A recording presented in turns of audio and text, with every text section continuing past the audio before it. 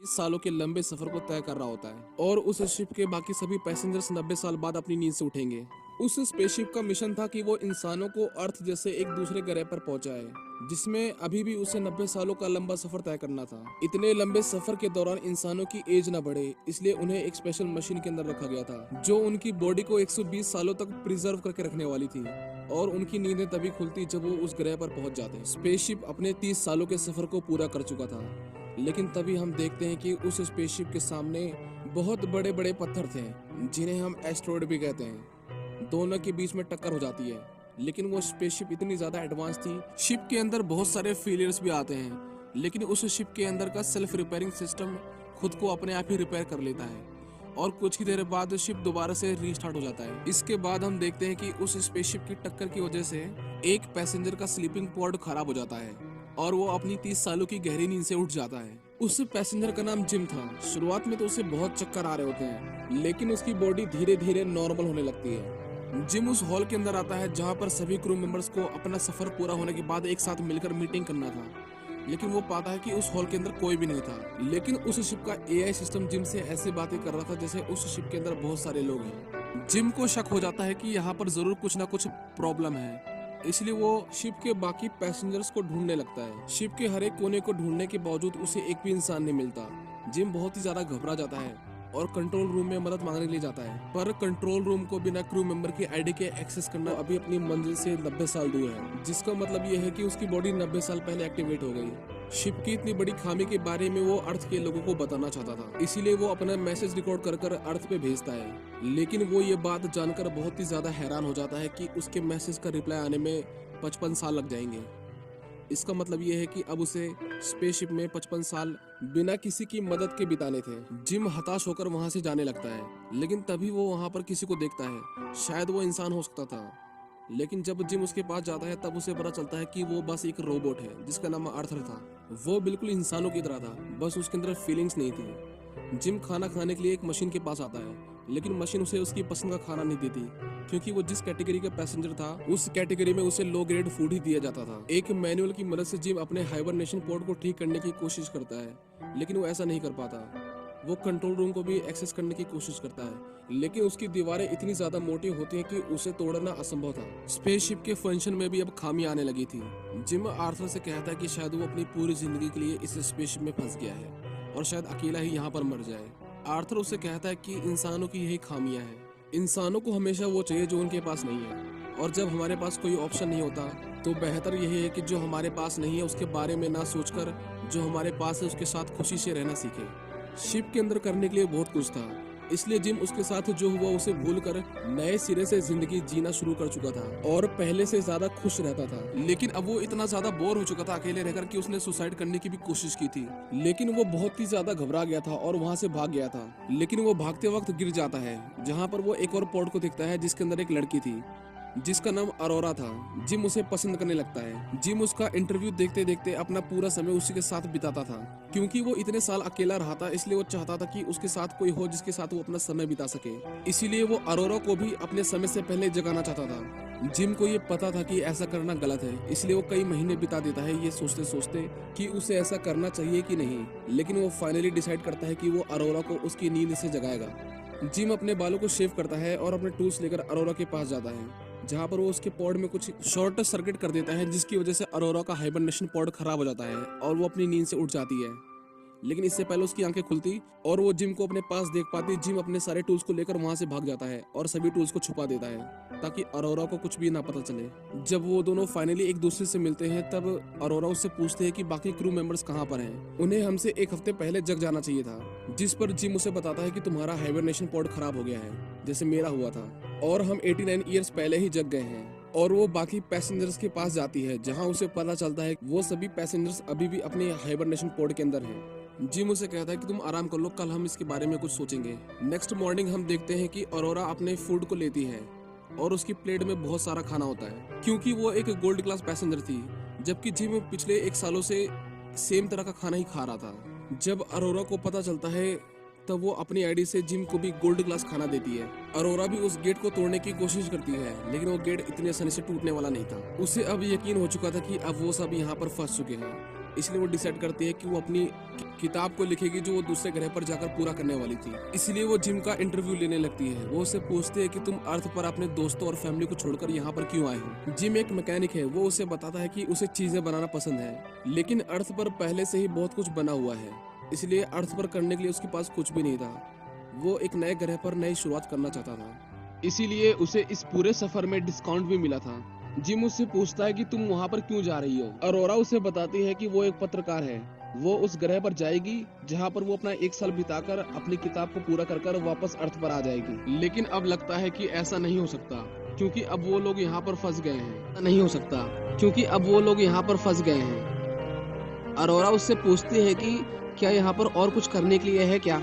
वो सभी अपनी सभी पुरानी बातों को भूलकर अपनी जिंदगी को एंजॉय करने लगते हैं। जिम भी अब पहले से ज्यादा खुश था।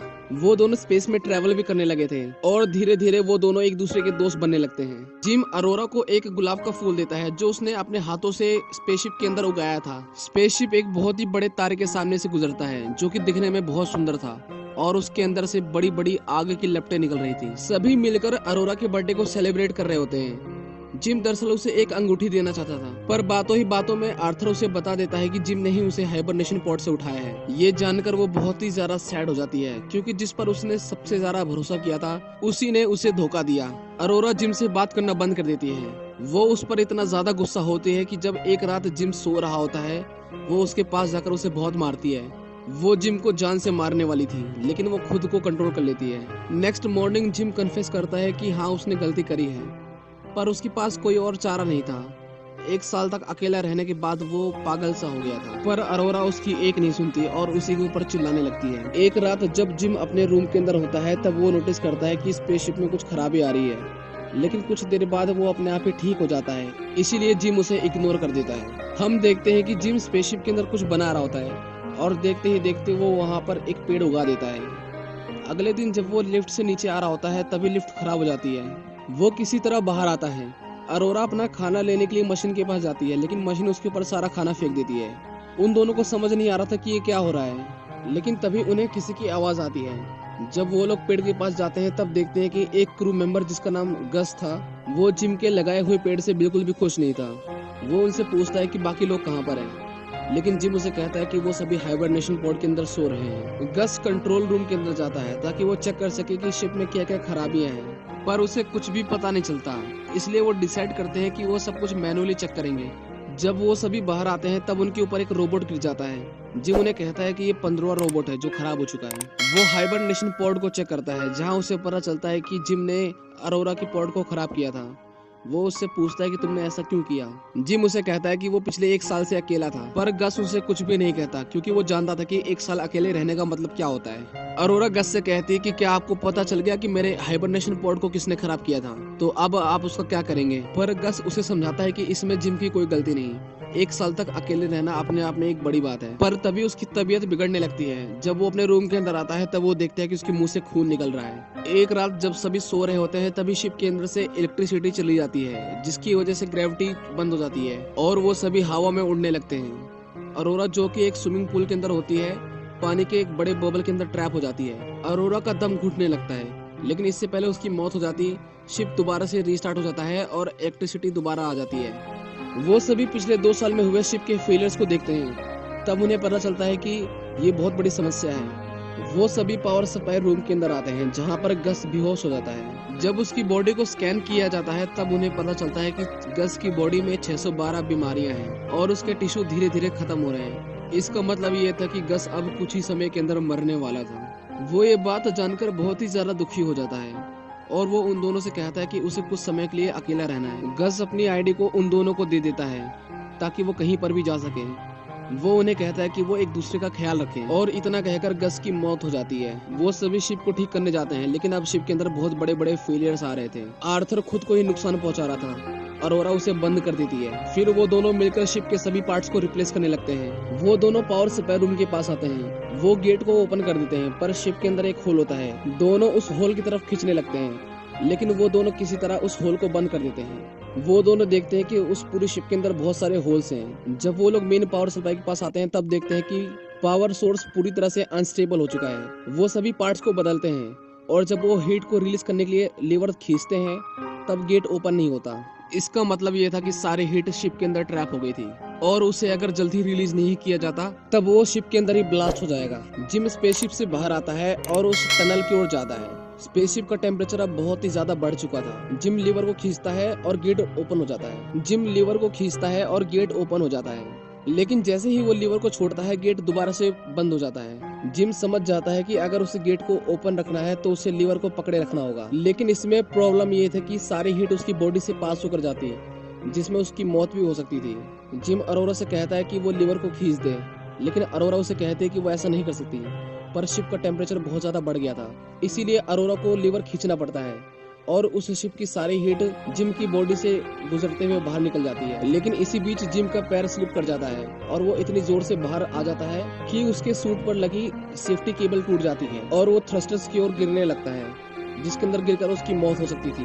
वो किसी तरह अपने हाथ में रखे हुए डोर को उसकी तरफ फेंकता है और उससे दूर हो जाता है। शिप दोबारा से ठीक हो गया था, लेकिन जिम अभी भी स्पेस के अंदर था। उसके सूट में छेद हो गया था और वो धीरे धीरे स्पेसशिप से दूर जा रहा था। अरोरा उसे बचाने के लिए स्पेस के अंदर आती है। वो उसे ढूंढ लेती है, लेकिन वो उससे बहुत ही ज्यादा दूर होता है। वो किसी तरह उसके पास पहुंचने की कोशिश करती है, लेकिन उन दोनों का हाथ स्लिप हो जाता है। अरोरा रोने लगती है क्योंकि उसे लगा कि जिम शायद अब जा चुका है, लेकिन तभी वो उस केबल को देखती है जो जिम से अटैच थी। अरोरा उस केबल को पकड़ लेती है और जिम को स्पेसशिप के अंदर दोबारा से लाती है। इतने समय तक स्पेस में रहने के कारण जिम का शरीर पूरी तरह से जम गया था। अरोरा उसे एक मेडिकल मशीन के अंदर डालती है, जहाँ पर मशीन उसे बताती है कि जिम की मौत हो चुकी है, लेकिन अरोरा उस मशीन को कमांड देती है कि वो सारे ऑपरेशन एक साथ कर दे। जिम का ट्रीटमेंट एक साथ चालू हो जाता है, लेकिन उसकी हालत में कुछ भी फर्क नहीं आता। लेकिन कुछ ही देर बाद जिम की आंखें खुल जाती हैं, जिसे देखकर अरोरा बहुत ही ज्यादा खुश होती है। इसके बाद हम देखते हैं कि वो दोनों मिलकर पूरे स्पेसशिप को ठीक कर देते हैं और गस की बॉडी को सम्मान पूर्वक स्पेस के अंदर छोड़ देते हैं। जिम को एक और हाइबरनेशन पॉड मिलता है, जिसकी मदद से उन दोनों में से कोई एक दोबारा से अपनी नींद के अंदर जा सकता था। जिम अरोरा से कहता है कि तुम दोबारा से अपनी नींद में जा सकती हो और जब तुम्हारी आंखें खुलेंगी तो तुम दूसरे ग्रह पर होगी, लेकिन अरोरा उसे ऐसा करने से मना कर देती है। और फाइनली जिम उस रिंग को अरोरा को दे देता है जो उसने कई सालों से संभाल के रखी थी। मूवी के लास्ट में हम देखते हैं कि वो स्पेसशिप दूसरे ग्रह पर पहुंच जाता है और स्पेसशिप के सभी क्रू मेंबर्स जग जाते हैं और वो देखते हैं कि पूरे स्पेसशिप के अंदर बहुत सारे पेड़ हैं जिसे जिम और अरोरा ने मिलकर लगाया था। शायद इतने सालों के दौरान उन दोनों की मौत हो चुकी थी और इसी के साथ ये मूवी यहीं पर खत्म हो जाती है।